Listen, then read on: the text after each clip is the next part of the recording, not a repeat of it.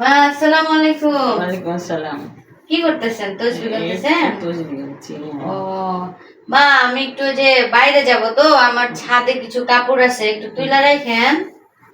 আমার তো পায়ের ব্যথা, আমি তো ছাদে উঠতে পারবো না। ও পায়ের ব্যথা? হ্যাঁ। ও আচ্ছা, ঠিক আছে, তাহলে যাই আমি। আচ্ছা।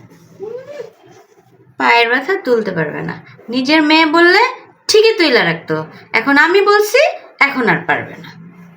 হোম পলিটিক্স একটা করতেছি, কেমনে তুলাইতে হয়। মা, আপনার কোন পায়ে ব্যথা? এই পায়ে। ও এই পায়ে? আচ্ছা থামেন, আমি পা টিপে দিচ্ছি।